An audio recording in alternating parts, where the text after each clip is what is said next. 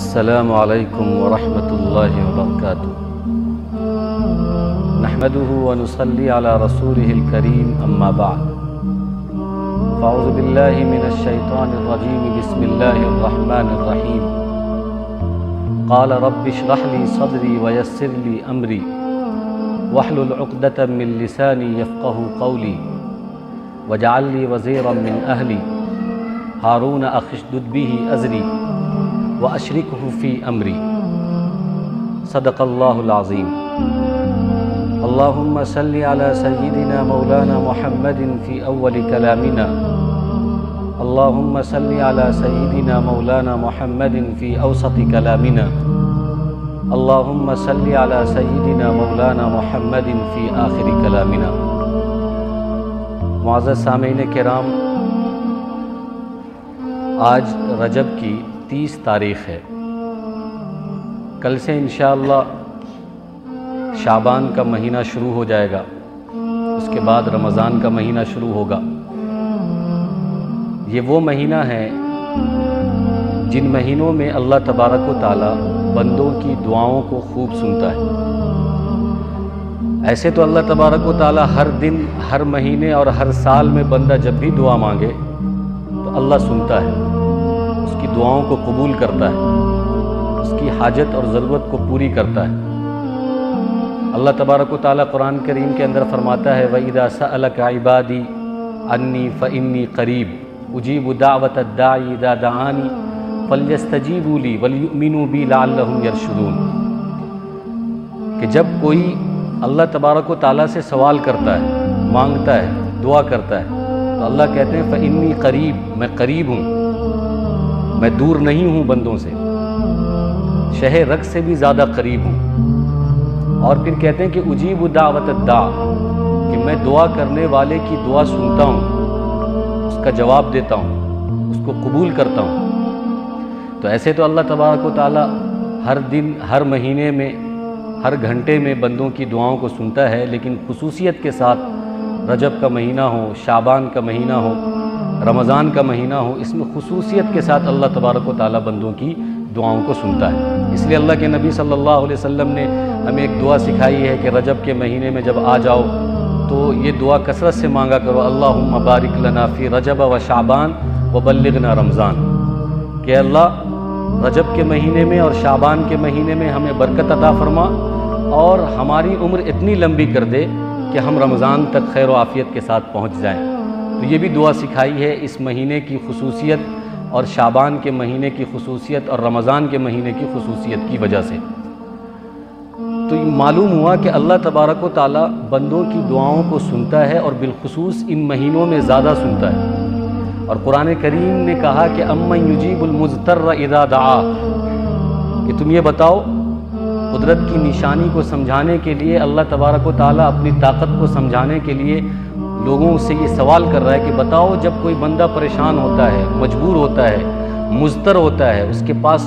کوئی راستہ نہیں ہوتا، وہ ہر طرف سے گھرا ہوا ہوتا ہے، ہر طرف سے پریشان ہوتا ہے، تو ایسے وقت میں، ایسے ماحول میں کون اس کو اس پریشانی سے نکالتا ہے؟ کون اس کے مسئلے کو حل کرتا ہے؟ اور کون اس کو خوشی دیتا ہے، غم سے نکالتا ہے؟ امن یجیب المضطر، کہ جب ایک مجبور آدمی پکارتا ہے وَيَكْشِفُ السُّوءَ، تو کون ہے وہ ذات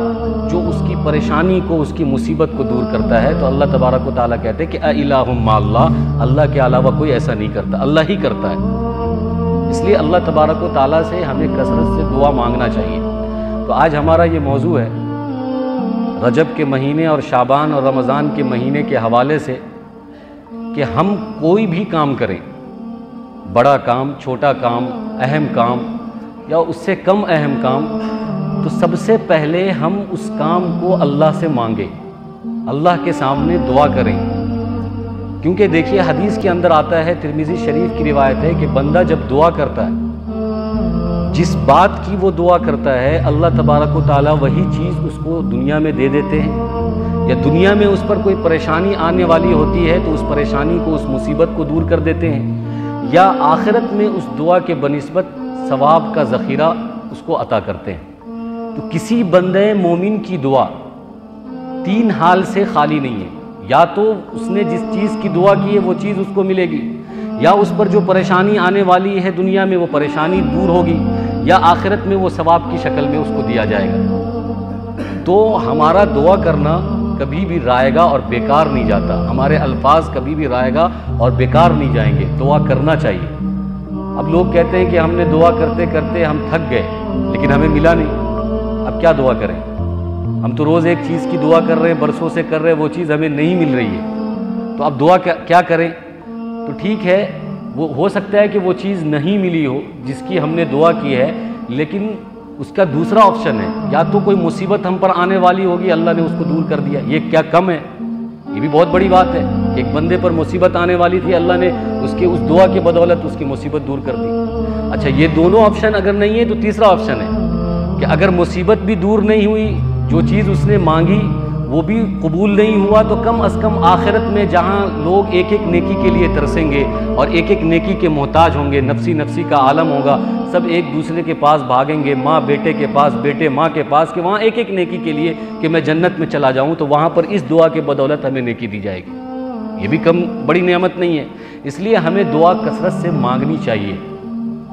حدیث کے اندر آتا ہے کہ یہ دعا کوئی الفاظ نہیں ہے جس کا ہم ورد کرتے رہیں، یہ ایک مستقل عبادت ہے۔ فرمایا کہ الدعاء مخ العبادہ، حدیث کے الفاظ ہیں کہ دعا عبادت کا مغز ہے۔ آدمی جب عبادت کرتا ہے تو عبادت میں مغز کی حیثیت دعا رکھتا ہے، یعنی ایک آدمی عبادت کرتا چلا گیا اور دعا ہی نہیں مانگا تو اس نے مغز اور دماغ کو کھو دیا۔ اور ایک حدیث کے اندر ہے کہ الدعاء هو العبادہ، کہ دعا ہی عبادت ہے، دعا ہی کثرت سے کرنا چاہیے۔ لیکن آج سوال یہ ہے کہ بھائی دعا لمبی کیوں ہوئی، دعا کیوں ہو رہی ہے، دعا نہیں ہونی چاہیے ایسی، اور دعا سے کیا ہوتا ہے، دعا حدیث سے ثابت ہے کہ نہیں ہے، اس پر سوال ہو رہا ہے۔ حالانکہ اللہ کے نبی صلی اللہ علیہ وسلم یہ کہتے ہیں کہ الدعاء هو العبادہ، کہ دعا ہی عبادت ہے، نماز دعا ہے، جو نماز ہم پڑھتے ہیں یہ دعا ہی ہے، اس کی ایک شکل ہے دعا کرنے کی۔ تو ہم کو کثرت سے انفرادی طور پر اور موقع ملے تو اجتماعی طور پر اور اپنے خلوت میں، اپنے جلوت میں، انفرادی حالت میں، اجتماعی حالت میں، اکیلے ہوں یا کئی لوگوں کے ساتھ ہوں، دعا کا موقع جب بھی ملے تو اس کو گوائیں نہیں، دعا کرنا چاہیے، کیونکہ یہ بھی ایک مستقل عبادت ہے۔ جیسے ہمیں نماز پڑھنے پر ثواب ملتا ہے، دیگر عبادت کے ادا کرنے پر ثواب ملتا ہے، تو اللہ کے سامنے ہاتھ اٹھانے پر بھی ثواب ملتا ہے۔ اس لیے اللہ کے نبی صلی اللہ علیہ وسلم نے ہمیں یہ فرمایا، ہمیں یہ تعلیم دی کہ جو شخص دنیا داروں سے مانگتا ہے،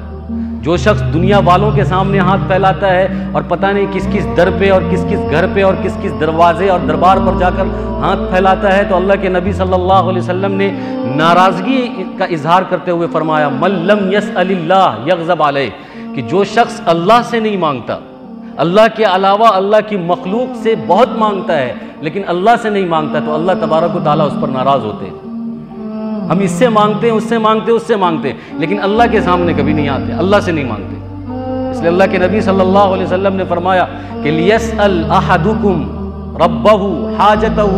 كُلَّهَا حَتَّى شِسْعَ نَعْلِهِ إِذَا انْقَطَعَ، کہ تم اپنی ہر چیز دعاؤں میں اللہ سے مانگا کرو، ہر ایک چیز کو اللہ سے مانگو، تمہاری جتنی بھی ضرورت کی چیزیں ہیں، یہاں تک کہ اللہ کے نبی صلی اللہ علیہ وسلم نے سمجھانے کے لیے مثال دی کہ اگر تمہارے جوتے کا تسمہ ٹوٹ جاتا ہے،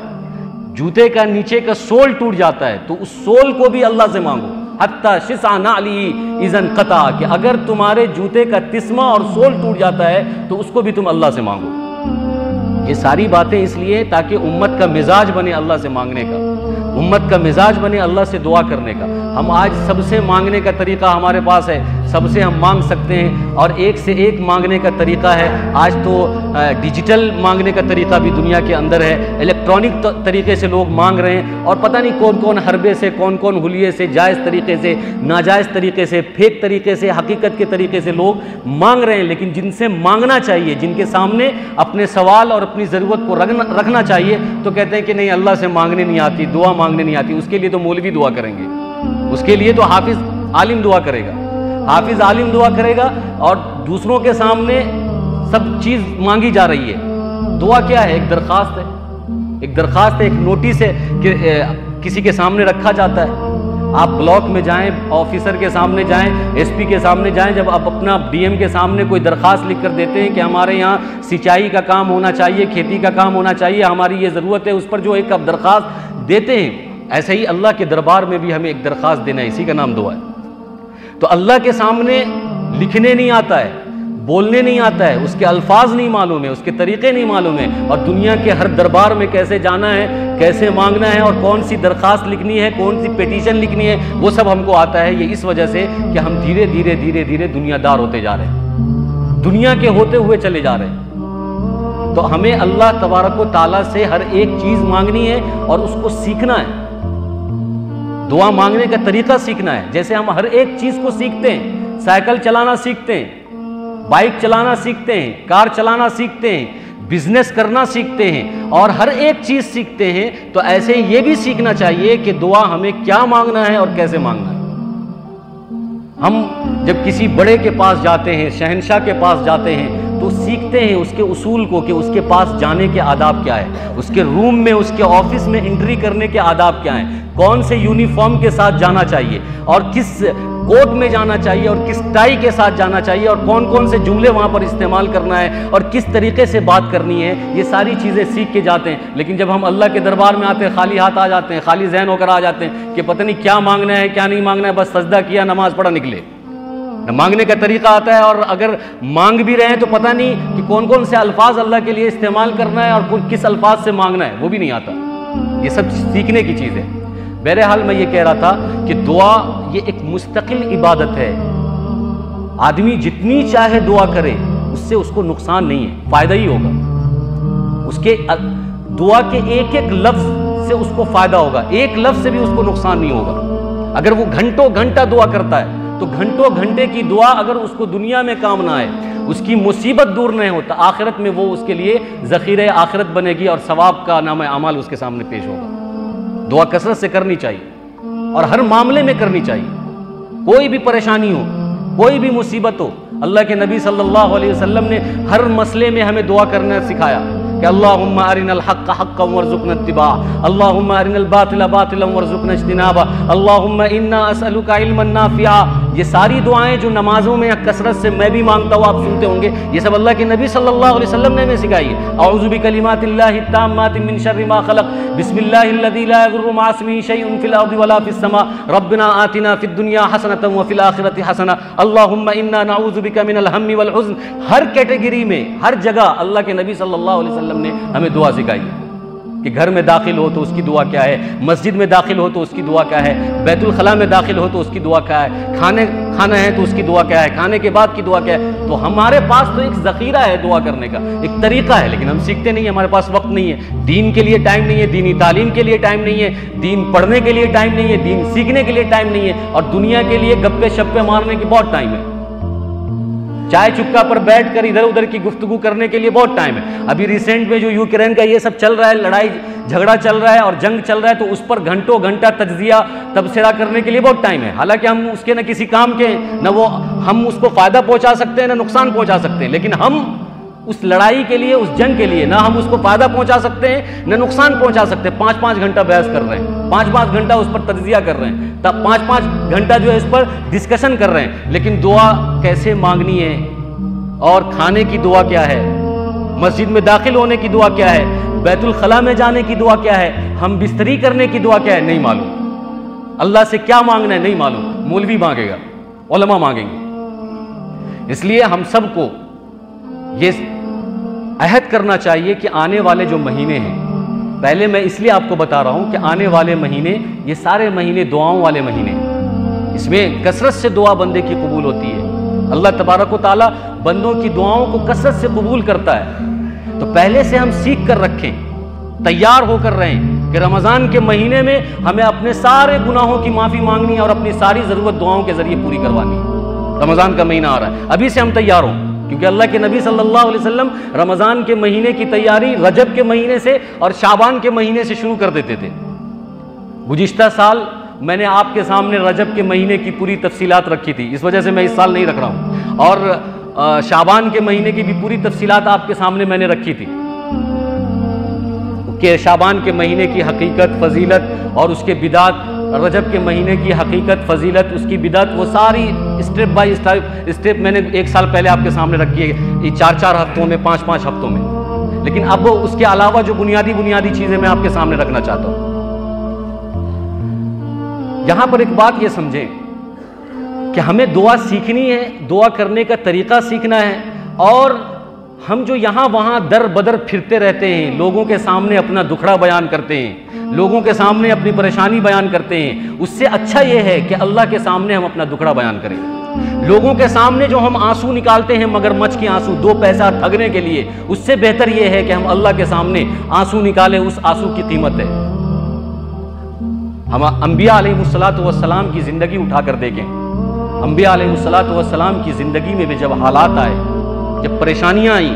جب آزمائش آئی، جب ان کی زندگی کو اللہ تبارک و تعالیٰ نے امتحان سے گھیرا، تو ہر نبی سب سے پہلے اللہ تبارک و تعالیٰ سے دعا کرتا ہوا نظر آئے. قرآن بھرا پڑا ہے. میں 2-4 مثالیں آپ کے سامنے رکھتا ہوں. حضرت ابراہیم علیہ السلام جب اس عمر کو پہنچے، بڑھاپے کی عمر کو، اور ان کو اولادیں نہیں ہو رہی تھی. یہ بھی بہت بڑا ایشو ہے، بہت بڑا مسئلہ ہے ہمارے زمانے کا، کہ ہمارے پاس اگر اولاد نہ ہو تو پھر ہم پتہ نہیں کون سے در اور کون سے گھر اور کون سی دعا اور کون سی تعویذ اور جھاڑ پھونک اور درگاہ پہ چکر لگاتے ہیں. یہ بہت بڑا ایشو ہے. تو اللہ تبارک و تعالیٰ اور حضرت ابراہیم علیہ السلام کا وہ کردار کہ جب بڑھاپے کی عمر میں حضرت ابراہیم علیہ السلام کے یہاں اولاد نہیں ہو رہی تھی بی بی ہاجرہ کے ذریعے، تو اللہ سے حضرت ابراہیم علیہ السلام نے دعا کی تھی، رب ہب لی من الصالحین، کہ اللہ ہمیں نیک صالح اولاد عطا فرما. اور حضرت ابراہیم علیہ السلام کی یہ دعا اللہ نے قبول کی. فبشرناہ بغلام حلیم، اور ہم نے ان کو ایک اولاد عطا کی، نیک اولاد، خوبصورت بچہ عطا کیا. کب؟ بڑھاپے کی عمر میں. جس عمر میں ماں باپ یہ سمجھ لیتے ہیں کہ اب ہم کو اولاد نہیں ہوگی، اس عمر میں اللہ تبارک و تعالیٰ نے اولاد دے کر دکھائی ہے. کیوں؟ وہ دعا کی برکت ہے، وہ دعا کا ثمرہ ہے، دعا کی طاقت ہے. کہ حضرت ابراہیم نے مانگا، ہاتھ اٹھایا، رب ہب لی من الصالحین، کہ اللہ ہمیں اولاد دے دے، تو اولاد بڑھاپے کی عمر میں ملی. اور بھی بہت ساری دعائیں ہیں حضرت ابراہیم علیہ السلام کی. کعبے کو بنایا تو وہاں پر حضرت ابراہیم علیہ السلام نے دعا کی، وَإِذْ يَرْفَعُ إِبْرَاهِيمُ الْقَوَاعِدَ مِنَ الْبَيْتِ وَإِسْمَاعِيلُ رَبَّنَا تَقَبَّلْ مِنَّا إِنَّكَ أَنْتَ السَّمِيعُ الْعَلِيمُ. یہ ساری دعاؤں کی تفصیل اگر جائیں گے تو ہمارا موضوع چھوٹ جائے گا. یہ بتا رہا ہوں کہ رب اجعلنی مقیم الصلاۃ ومن ذریتی ربنا وتقبل دعاء ربنا اغفر لی ولوالدی وللمؤمنین یوم یقوم الحساب. یہ حضرت ابراہیم علیہ السلام کی دعا ہے. اس کے علاوہ بھی بہت ساری دعائیں. حضرت یونس علیہ السلام جب مچھلی کے پیٹ میں گئے، 40 دن تک مچھلی کے پیٹ میں تھے، تو اس وقت اللہ سے سب سے پہلے دعا کی اور کہا، لا الہ الا انت سبحانک انی کنت من الظالمین، کہ اللہ تو ہی معبود ہے اور تیرے سوا کوئی پاک باز نہیں ہے، اور تو ہی بزرگی والا ہے، تو ہی برتر ہے، مجھ سے غلطی ہو گئی ہے، میں ظالم ہوں، میں نے اپنے اوپر ظلم کر دیا، مجھ پر رحم فرما دے. لا الہ الا انت سبحانک انی کنت من الظالمین. یہ انبیاء کی دعا ہے. علماء کہتے ہیں کہ ربی حبلی من الصالحین، یہ وہ دعا ہے کہ جن کے یہاں اولاد نہ ہو، وہ اگر اس کو یقین کے ساتھ مانگے تو انشاءاللہ ضرور اس کو اولاد ملے گی. ربی حبلی من الصالحین، اتنا آسان ہے. حضرت یونس علیہ السلام کی دعا کہ لا الہ الا انت سبحانک انی کنت من الظالمین، کہ اللہ میں ظلم کرنے والا ہوں اپنی ذات پر، مجھ پر رحم فرما دے. تو یہ دعا بھی اگر ہمارے پاس کوئی پریشانی ہو، کوئی مصیبت ہو، گنجلک ہو، مسائل ہو، اور ہم چاروں طرف سے گھرے ہوئے ہوں، تو اس دعا کو کثرت سے پڑھنا چاہیے. لا الہ الا انت سبحانک انی کنت من الظالمین. مسائل حل ہوں گے انشاءاللہ. یہ قرآن کی آیتیں، یہ کوئی یہاں وہاں کی باتیں نہیں ہیں، یہ دونوں قرآن کی آیتیں.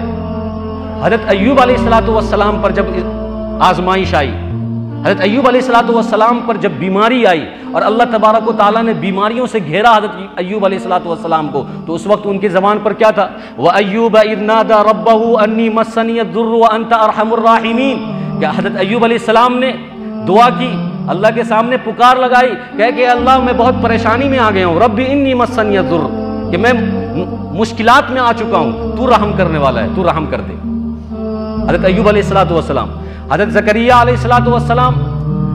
پر جب حالات آئے، ان کے یہاں بھی جب بچہ نہیں ہو رہا تھا، تو انہوں نے بھی اللہ تبارک و تعالیٰ سے دعا کی. ہنالک دعا زکریا ربہ قال رب ہب لی من لدنک ذریۃ طیبہ انک سمیع الدعاء. کہ اللہ کوئی ایسی ذریت دے دے جو پاکیزہ ہو، جو نیک ہو، نیک اولاد ہمیں دے دے، تو دعا سننے والا ہے، انک سمیع الدعاء، تو دعا سننے والا ہے۔ حضرت عیسیٰ علیہ السلام پر جب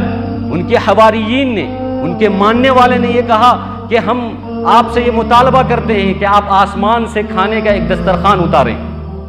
تو حضرت عیسیٰ علیہ السلام نے اللہ کے سامنے یہ دعا کہ ربنا انزل علینا مائدۃ من السماء تکون لنا عیدا لاولنا وآخرنا وآیۃ منک وارزقنا وانت خیر الرازقین۔ اور حدیث کے اندر آتا ہے کہ اللہ تبارک و تعالیٰ نے حضرت عیسیٰ علیہ السلام کی اس دعا کو قبول فرمایا، اور قبول فرما کر آسمان سے دسترخوان، کھانے کا دسترخوان اترا، روٹی اتر رہی ہے، گوشت اتر رہا ہے، اور یہ بھی کہا گیا کہ اس کو جمع مت کرنا، اور پھر کہا کہ وَأَنْتَ خَيْرُ الرَّازِقِينَ، تو بہترین رزق دینے والا ہے۔ حضرت یوسف علیہ السلام پر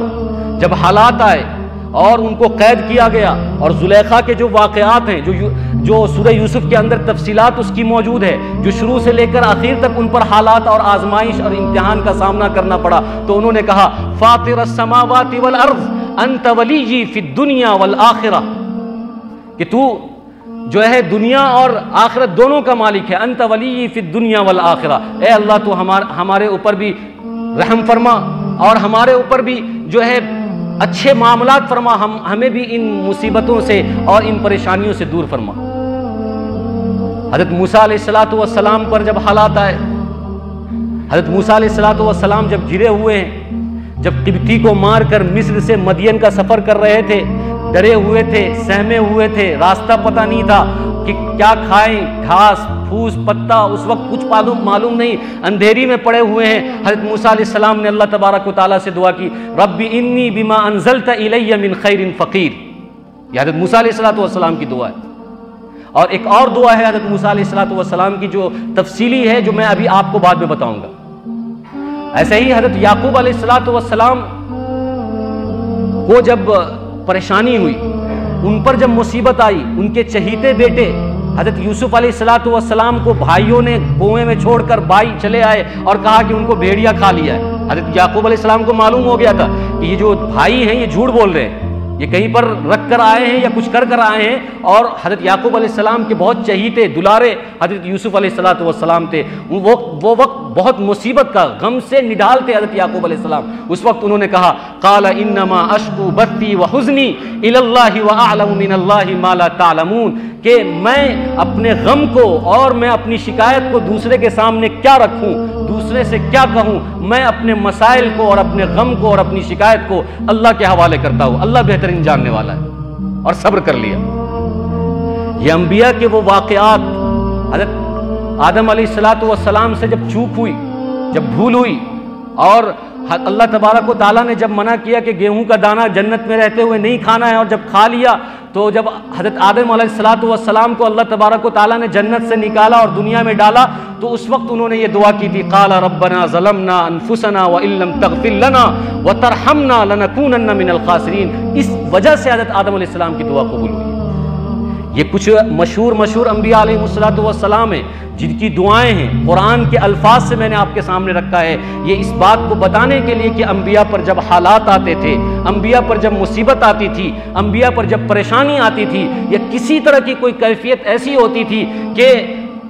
چاروں طرف سے راستے بند ہو جاتے تھے، کچھ نظر نہیں آتا تھا، تو انبیاء علیہ السلام سب سے پہلے اللہ کے سامنے اپنے مسائل کو رکھتے تھے، اللہ کے سامنے اپنے مسائل کو رکھ کر اللہ سے دعا مانگتے تھے۔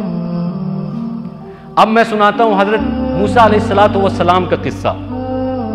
جس کے بارے میں نے آپ سے کہا کہ میں بعد میں بیان کروں گا، اور اس آیت کو میں نے خطبے میں بھی پڑھا کہ رب اشرح لی صدری ویسر لی امری واحلل عقدۃ من لسانی یفقہوا قولی۔ حضرت موسیٰ علیہ السلام جب مدین سے مصر کو جا رہے تھے اپنی بیوی کے ساتھ، حضرت شعیب علیہ السلام کی بیٹی سے نکاح ہوا، جب واپسی کو جا رہے تھے، اندھیری رات تھی، اور اس وقت ان کی بیوی درد ذہ میں تھی، اور اندھیرا تھا، کچھ پتہ نہیں چل رہا تھا کہ راستہ کہاں ہے۔ اس سے پہلے بھی ایک واقعہ جب قبطی کو مار کر وہ مدین سے مصر جا رہے تھے تو بھی راستہ اندھیرا تھا، تو انہوں نے وہاں پر دعا کی ربی انی بما انزلتا الیہ من خیر فقیر. وہ پہلا واقعہ ہے. دوسرا واقعہ یہ ہے کہ جب یہ اپنی بیوی کے ساتھ جا رہے تھے، اندھیرا راستہ ہے، کہیں کچھ نظر نہیں آ رہا ہے اور ان کو تھکان بھی ہو رہی ہے، بیوی کو درد ذہ بھی ہو رہا ہے، تو حضرت موسیٰ علیہ السلام اس وقت جو ہے اپنی بیوی کو ایک جگہ روک کر کہا کہ دیکھو ہمیں کچھ روشنی نظر آ رہی ہے، میں جاتا ہوں دیکھتا ہوں، پتہ کرتا ہوں کہ وہاں پر کچھ روشنی ہے، تو شاید اس روشنی سے ہم اپنا یہاں پر جو اندھیرا ہے اس کو روشن کر لیں گے اور ہو سکتا ہے تو یہاں پر ہم قیام بھی کر لیں گے. وہ گئے. قرآن کریم نے اس پورے واقعہ کو نقل کیا ہے کہ وَأَنَا اخْتَرْتُكَ فَاسْتَمِعْ لِمَا يُوحَىٰ وَاذْكُرْ فِي الْكِتَابِ مُوسَىٰ، کہ یہاں سے نقل کیا ہے کہ وَأَنَا اخْتَرْتُكَ فَاسْتَمِعْ لِمَا يُوحَىٰ إِنَّنِي أَنَا اللَّهُ لَا إِلَٰهَ إِلَّا أَنَا فَاعْبُدْنِي وَأَقِمِ الصَّلَاةَ لِذِكْرِي إِنَّ السَّاعَةَ آتِيَةٌ أَكَادُ أُخْفِيهَا لِتُجْزَىٰ كُلُّ نَفْسٍ بِمَا تَسْعَىٰ فَلَا يَصُدَّنَّكَ عَنْهَا مَن لَّا يُؤْمِنُ بِهَا وَاتَّبَعَ هَوَاهُ فَدَرْتَا وَمَا تِلْكَ بِيَمِينِكَ يَا مُوسَىٰ قَالَ هِيَ عَصَايَ أَتَوَكَّأُ عَلَيْهَا وَأَهُشُّ بِهَا عَلَىٰ غَنَمِي وَلِيَ فِيهَا مَآرِبُ أُخْرَىٰ. حضرت موسیٰ علیہ السلام جب اندھیری سے پہاڑی کی طرف رات میں چل رہے ہیں، راستے کا ٹھکانہ نہیں ہے، راستے کا پتہ نہیں ہے کہ پتہ نہیں کدھر جا رہے ہیں، تو غیب سے آواز آئی اور جو اللہ کی آواز تھی، اللہ کی خود بخود آواز براہ راست، خود اللہ کہتے ہیں اننی انا اللہ، میں اللہ ہوں، ڈرو مت. آپ کو معلوم ہونا چاہیے کہ حضرت موسیٰ علیہ السلام نے اللہ تبارک و تعالیٰ سے براہ راست بات کی ہے. قرآن کریم نے خود کہا وَكَلَّمَ اللَّهُ مُوسَىٰ تَكْلِيمًا، کہ اللہ تبارک و تعالیٰ نے موسیٰ علیہ السلام سے بات کی ہے.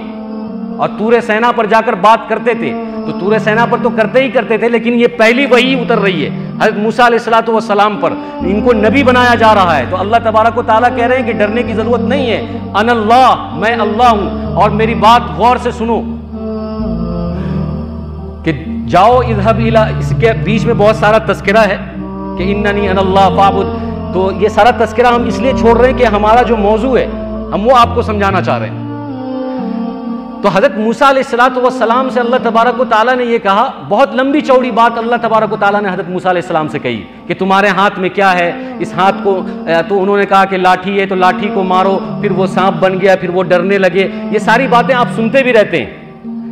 میں یہ بات آپ کو اس لیے نہیں بتا رہا کہ یہ میرے موضوع میں نہیں ہے، میں آپ کو یہ بتانا چاہ رہا ہوں کہ جب اللہ تبارک و تعالیٰ نے کہا کہ اذهب الى فرعون انه طغى، یہ بھی اللہ تبارک و تعالیٰ کا کلام ہے جو حضرت موسیٰ علیہ السلام سے جاؤ فرعون کے پاس کہ وہ سرکشی کر رہا ہے، وہ ظلم زیادتی کر رہا ہے، وہ حد سے زیادہ بڑھ رہا ہے، جاؤ اللہ کے دین کی دعوت اس کو دو.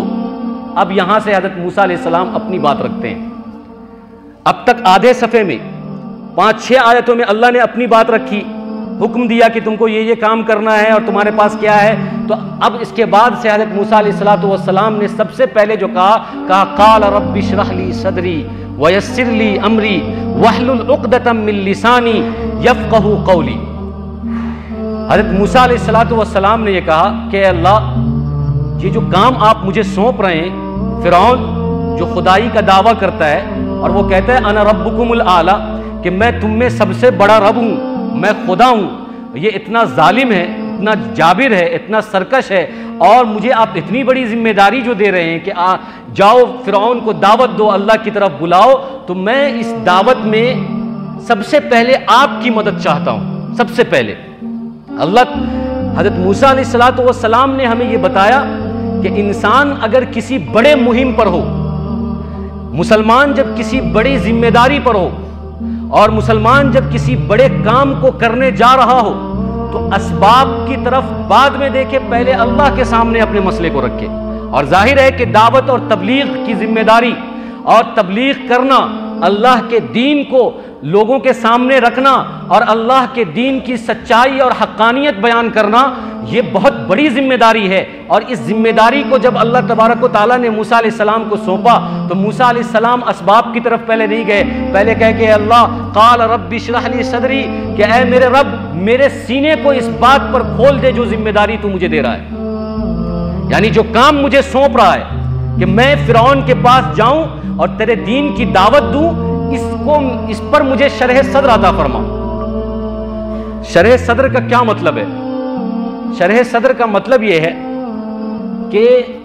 آدمی جب کسی کام میں تردد میں ہو، شک میں ہو کہ یہ کام کرنا ہے کہ نہیں کرنا ہے، تو کسی ایک جانب دل پر اعتماد اور یقین اور بھروسہ ہو جائے کہ نہیں یہی کام کرنا ہے، اس کو شرح صدر کہتے ہیں. یعنی تردد ختم ہو جائے، شک اور شبہ ختم ہو جائے، ڈاؤٹ ختم ہو جائے، ایک دم کلیئر ہو جائے. تو سوال یہ ہوتا ہے کہ حضرت موسیٰ علیہ السلام تو نبی تھے، ان کو تردد کیسا ہوا جب ان سے یہ کہا گیا کہ اذهب الى فرعون انه طغى، کہ جاؤ فرعون سرکشی کر رہا ہے، ان کے پاس جاؤ اور دین کی دعوت دو، اللہ کا پیغام دو. تو موسیٰ علیہ السلام کہے کہ نہیں اللہ مجھے مدد چاہیے آپ کی، آپ مجھے پہلے شرح صدر عطا فرمائیے، میرے دل کو اطمینان عطا فرمائیے اور میرے دل کو کسی ایک جانب بھروسے والا بنا دیجئے تاکہ میں اس کام کو یقین اور اعتماد کے ساتھ کر سکوں. تو حضرت موسیٰ علیہ السلام تو نبی تھے، ان کو ڈاؤٹ کا کیا مطلب ہے؟ ان کو تو ڈاؤٹ ہونا ہی نہیں چاہیے، شک اور شبہ ہونا ہی نہیں چاہیے. یہ ڈاؤٹ اور یہ شک اور شبہ ایسا ہی تھا جیسے اللہ کے نبی صلی اللہ علیہ وسلم پر جب پہلی وحی نازل ہوئی تو آپ صلی اللہ علیہ وسلم پر جب پہلی وحی نازل ہوئی تو آپ صلی اللہ علیہ وسلم کو جاڑا آنے لگا، بخار آنے لگا، آپ صلی اللہ علیہ وسلم کا بدن کانپنے لگا، تھر تھرانے لگے. آپ نے کہا کہ مجھے چادر اڑاؤ، اور کیونکہ پہلی وحی تھی آپ اس بات میں ڈاؤٹ نہیں کر رہے تھے کہ یہ اللہ تبارک و تعالیٰ کی وحی ہے، یہ اللہ کا حکم ہے، اس بات کو ماننا ہے، اس بات میں ڈاؤٹ نہیں تھا. اس بات میں آپ کو پریشانی تھی کہ میں اس ذمہ داری کو کیسے پورا کر سکتا ہوں، کیا میں اس قابل ہوں یا نہیں ہوں، میں اس کی صلاحیت رکھتا ہوں یا نہیں ہوں. یقین تو تھا کہ یہ اللہ کا حکم ہے، یہ اللہ کی وحی ہے، یہ اللہ کا فرمان ہے، اور اللہ مجھے یہ کہہ رہا ہے کہ جاؤ فرعون کے پاس. اس پر یقین تھا، وحی پر بھی یقین تھا، اس میں ڈاؤٹ نہیں تھا. تو جیسے اللہ کے نبی صلی اللہ علیہ وسلم کو ایسا لگ رہا تھا کہ اتنی بڑی ذمہ داری، وحی والی ذمہ داری اللہ مجھے سونپ رہا ہے، اقرأ بسم ربک الذی خلق، کہ تم پڑھو اللہ کے نام سے، اتنی بڑی ذمہ داری میں اس کو نبھا سکتا ہوں یا نہیں نبھا سکتا ہوں. تو اللہ تبارک و تعالیٰ نے اس کا جواب دیا 30ویں پارے میں، الم نشرح لک صدرک ووضعنا عنک وزرک الذی انقض ظہرک ورفعنا لک ذکرک فإن مع العسر یسرا، ان مع العسر یسرا، کہ اے نبی کیا ہم نے آپ کے سینے کو کھول نہیں دیا، آپ کے سینے میں اعتماد اور یقین نہیں ڈال دیا جب آپ پس و پیش میں تھے کہ اتنی بڑی ذمہ داری میں نبھا سکتا ہوں یا نہیں. آپ کے دل پر ایک بوجھ تھا، جب میں نے پہلی وحی نازل کی تو آپ کے دل پر بوجھ تھا کہ میں اس وحی کی اہمیت اور اس وحی کا فائدہ پورا کر سکتا ہوں یا نہیں کر سکتا ہوں. تو اللہ خود جواب دے رہا ہے کہ نہیں، میں نے آپ کو اطمینان دے دیا، آپ کو شرح صدر عطا فرمایا اور آپ کے اس بوجھ کو ہلکا کر دیا، اور آپ ورفعنا لک ذکرک، اور ہم نے آپ کے نام کو بلند کر دیا پوری دنیا میں. ایسے ہی حضرت موسیٰ علیہ السلام کو بھی اپنی ذمہ داری کو لے کر پس و پیش میں تھے کہ کیا میں یہ کام کر سکتا ہوں، فرعون کے پاس میں جا سکتا ہوں کہ نہیں جا سکتا، میں اس ذمہ داری کو پورا کر سکتا ہوں یا نہیں کر سکتا ہوں. تو یہاں پر یہ سوال ہوا کہ قال رب اشرح لی صدری، کہ اے اللہ اس کام میں مجھے شرح صدر عطا فرما، میرے دل کو مضبوط فرما، میرے دل کو مستحکم فرما، میرے دل میں کوئی ڈاؤٹ نہیں ہونی چاہیے، کوئی شبہ نہیں ہونا چاہیے. میں فرعون کے پاس جا رہا ہوں تو پورے یقین کے ساتھ جاؤں، پورے اعتماد کے ساتھ جاؤں. اس میں واعظین کے لیے، متکلمین کے لیے، داعین کے لیے، خطبہ کے لیے، نصیحت کرنے والوں کے لیے اس میں عبرت ہے، حکمت ہے کہ وہ بھی جب کسی کے پاس دعوت دینے جائیں یا کچھ اللہ کے احکام اور دین کو بیان کرنے جائیں تو اس پر ان کو اعتماد اور یقین اور خود پہلے ان کو بھروسہ ہونا چاہیے کہ میں جو کہہ رہا ہوں اس پر مجھے شرح صدر ہے، اطمینان ہے. یہاں پر ایک واقعہ، اس کے ضمن میں ایک سوال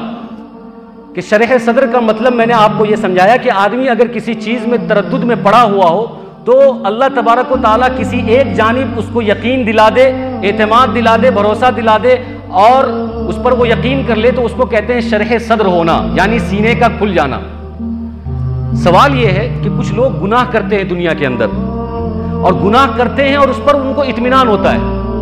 گناہ کرتے رہتے ہیں، اطمینان ہوتا رہتا ہے. وہ کہتے ہیں کہ ہم کو اطمینان ہے، ہم غلط کام کر رہے ہیں، بدعت کر رہے ہیں، ہم کو اطمینان ہے، ہم کو اس کا کچھ نقصان سمجھ میں نہیں آ رہا، ہم اللہ کی نافرمانی کر رہے ہیں، اس پر ہم کو کچھ نقصان سمجھ میں نہیں آ رہا ہے، اور ہم اللہ کی سرکشی کر رہے ہیں، کچھ نقصان، اور ہمیں اطمینان ہے. شراب پی رہے ہیں، اطمینان ہے، اس کا کوئی نقصان نہیں ہے. جوا کھیل رہے ہیں، اطمینان ہے، اس کا کوئی نقصان نہیں ہے. اور ایسے ہی ہم غیبت کر رہے ہیں، اس پر ہمیں اطمینان ہے، اس کا کوئی نقصان نہیں ہے. ہم دوسروں کے حق کو دبا رہے ہیں، اطمینان ہے، اس کا کوئی نقصان نہیں ہے. تو پھر شرح صدر کا کیا مطلب ہے؟ خالی دل کا اطمینان ہو جائے تو اس کو شرح صدر کہتے ہیں. اگر دل کا اطمینان ہو جائے تو شرح صدر کہتے ہیں. تو پھر یہ شرابی بھی کہیں گے کہ ہم کو اطمینان ہے، تو ان کو بھی شرح صدر ہو گیا. پھر جواری بھی کہیں گے کہ ہم کو بھی جوا کھیلنے میں اپنے دل کا اطمینان ہے تو ہم کو بھی شرح صدر ہو گیا. تو یاد رکھیں شرح صدر کا مطلب یہ ہے کہ نیکی کے کام پر جس کو اطمینان ہو جائے, نیکی کے کام پر جس کو اطمینان ہو وہ شرح صدر ہے. برائی کے کام پر اگر جس کو اطمینان ہوتا ہے وہ شرح صدر نہیں ہے, وہ غفلت کی وجہ سے ہے, وہ غفلت اور سستی کی وجہ سے ہے, وہ لاپرواہی کی وجہ سے. شرح صدر ہمیشہ جب بھی کسی کو ہوگا تو وہ نیکی کے کام پر ہوگا, اچھائی کے کام پر ہوگا, اچھے کاموں پر ہوگا. اور اگر کوئی آدمی یہ آپ کو کہتا ہے, آپ کو دھوکہ دینا چاہتا ہے کہ بھائی میں برا کرتا ہوں لیکن مجھے اطمینان ہے, کرنے دو, تم بھی کرو کیونکہ میرا دل جو ہے مجھے گواہی دیتا ہے کہ یہ کام بہت اچھا ہے, کرنا چاہیے, تو آپ اس کے دھوکے میں نہیں پڑنا کیونکہ وہ غفلت ہے, وہ شرح صدر نہیں ہے, وہ اطمینان قلب نہیں ہے, وہ شرح صدر نہیں ہے بلکہ وہ غفلت ہے. اسی واقعے کو میں اور بھی آگے بڑھاؤں گا, وقت ہو چکا ہے. رب اشرح لی صدری ویسر لی امری واحلل عقدۃ من لسانی کی پوری تفسیر باقی ہے. خلاصہ یہ ہے کہ ہمیں اللہ تبارک و تعالیٰ سے دعا مانگنی چاہیے. دعا مانگنے کے لیے دعا کا طریقہ سیکھنا ہے, دعا کے الفاظ سیکھنا ہے, اور دعا ہم جتنا مانگیں گے وہ ہمارے لیے سود مند ہے, فائدہ مند ہے, وہ ہمارے لیے نقصان نہیں ہے. جیسے کہ حضرت موسیٰ علیہ السلام نے دعا مانگی ہے, تمام انبیاء علیہ السلام نے دعا مانگی ہے. میں نے قرآن کی آیتوں سے یہ سارے انبیاء علیہ السلام کی دعاؤں کے آپ کے سامنے رکھا ہے. اللہ تبارک و تعالی ہم سب کو اپنے تمام مسائل میں اللہ سے رجوع کرنے اور دعا مانگنے کی توفیق عطا فرمائے. بقیہ جو باتیں ہیں اس کی تکمیل انشاءاللہ آئندہ ہفتے ہوگی. آمین. وآخر دعوانا ان الحمدللہ رب العالمین.